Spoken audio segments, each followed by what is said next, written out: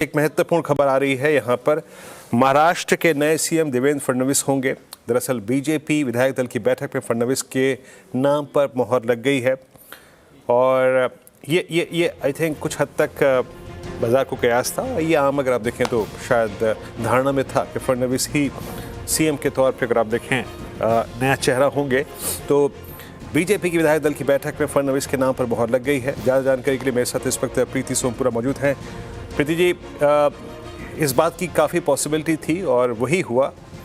अब यहाँ से आगे का आई थिंक शपथ ग्रहण और साथ ही साथ जो लाइकली टू भी अगर आप देखें जो चेहरे उनके साथ शपथ लेंगे, कुछ उसका सेंस मिल पा रहा है आपको? क्योंकि ये तो देवेंद्र फडणवीस जो होंगे वो मुख्यमंत्री होंगे, इस बात की पॉसिबिलिटी काफ़ी थी।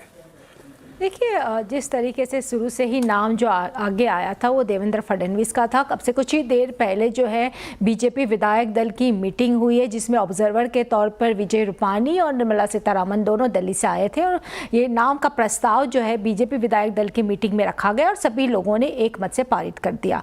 यानी कि फडणवीस जो है वो तीसरी बार जो है वो शपथ लेंगे। दूसरी बार होगा जब वो मुख्यमंत्री बनेंगे और इसके पहले एक बार जो है वो डीसीएम बन चुके हैं। अगर हम बात करें, पूरे एनालिसिस करें तो कल शाम को जो है 5 बजे मुंबई के आज़ाद मैदान में शपथ विधि होने वाली है जिसमें प्रधानमंत्री नरेंद्र मोदी के अलावा बीजेपी रूलिंग जितने भी स्टेट हैं उनके सभी के मुख्यमंत्री और उप मुख्यमंत्री आने वाले हैं। इसके अलावा जो है आंध्र प्रदेश के चीफ मिनिस्टर जो है चंद्रबाबू नायडू को भी इन्विटेशन गया हुआ है। एनडीए के सभी दल जो है इसमें शामिल हो गए। अगर बात करें समीकरण की तो इस बार ये कहा जा रहा है कि 20 जितने जो मंत्री होंगे बीजेपी के वो शपथ लेने वाले हैं। इसके अलावा जो है 12 जो है एनसीपी और शिवसेना के मंत्री शपथ लेंगे जिसमें जो है विदर्भ मराठवाड़ा के अलावा खानदेश के जो जितने भी एमएलए हैं उनको भी इस बार इसमें प्रतिनिधित्व दिया जाएगा। लेकिन जो खबरें हमें मिल रही है सूत्रों के मुताबिक उसके मुताबिक इस बार कई सारे नए चेहरों को जो है मौका दिया जाएगा। हो सकता है कि जितने भी सीनियर और दिग्गज लीडर हैं उनको इस बार मौका ना दिया जाए। जो पिछली सरकार में जो मंत्री थे उनको अभी मौका नहीं दिया जाएगा, लेकिन नए चेहरों के ऊपर प्राधान्य दिया जाएगा और खास करके ओबीसी मराठा का जो समीकरण है और आदिवासी जो है उनको प्राधान्य दिया जाएगा। इसके अलावा बात करें तो अगले 6-8 महीने में फिर से कॉरपोरेशन इलेक्शन होने वाले हैं जिसमें पुणे, नासिक, मुंबई कॉरपोरेशन के इलेक्शन होने वाले जो पिछले 2 साल से नहीं हुए हैं। अगले साल में ये होगा तो इसको ध्यान में रखकर भी जो है नई सरकार में किसको मंत्री बनाना किसको नहीं बनाना इसका फैसला लिया जाएगा। प्रीति जी, बहुत बहुत शुक्रिया। आपने एक इनफैक्ट खाका खींचा कि शपथ ग्रहण में जब होगा तो एग्जैक्टली पिक्चर क्या होगी, कहाँ से कितने विधायक शपथ लेंगे।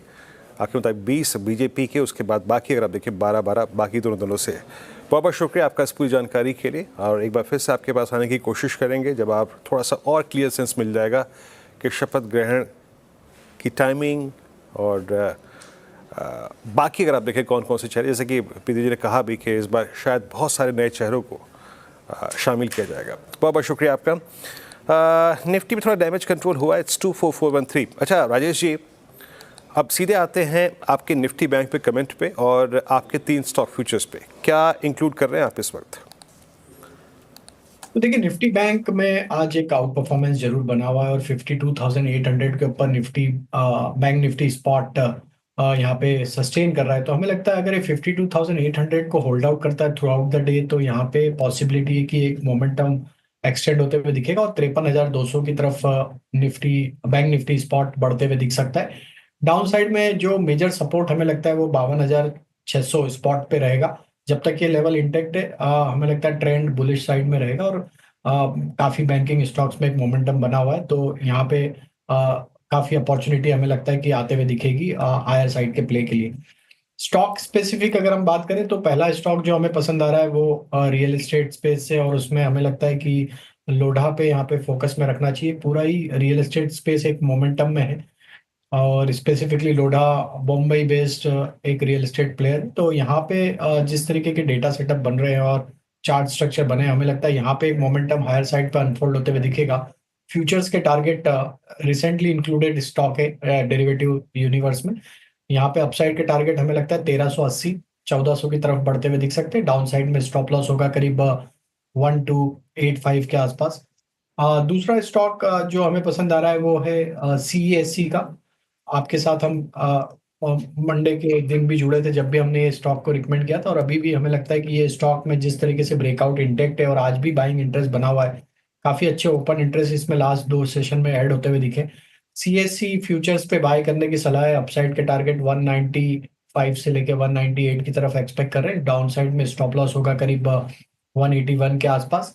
और तीसरा स्टॉक जो हमें यहाँ पे पसंद आ रहा है वो है बैंकिंग स्पेस से, और उसमें हमें लगता है बैंकिंग स्पेस में आईसीआईसीआई बैंक को यहाँ पे फोकस में रखना चाहिए। हालांकि हायर साइड से थोड़ा सा डिप जरूर लिया है, लेकिन हमें लगता है एक अच्छी पोजीशनिंग यहाँ पे बनी हुई है। आईसीआईसीआई बैंक में अपसाइड के टारगेट 1350 1360 तक एक्सपेक्ट करें। डाउन साइड का स्टॉप लॉस होगा 1280 के आसपास। ओके, चलिए, तो यहाँ पे 3 ट्रेड्स पूरे हो गए आपके। कुछ और ट्रेड्स की स्कैनिंग करेंगे और साथ ही साथ 2 स्टॉक्स स्क्रीन पर रखिएगा। एक रखिएगा आप एचईजी और ग्रेफाइट, ये 2 स्टॉक्स। आज क्या शानदार तेज़ी इन दोनों स्टॉक्स में है। कारण क्या है इस तेज़ी के पीछे? अगर आप इनमें निवेशित हैं, यतिन से बातचीत करेंगे। मेरे सहयोगी इस वक्त है मौजूद, उनसे छोटे से ब्रेक के बाद इन दोनों स्टॉक्स को लेकर। एचईजी आपकी स्क्रीन पर लगभग 11% ऊपर, और ग्रेफाइट रखिएगा प्लीज़, ज़रा उसको भी देखते हैं। और यहाँ पर भी काफ़ी शानदार मजबूती। छोटे से ब्रेक के बाद लौटते हैं।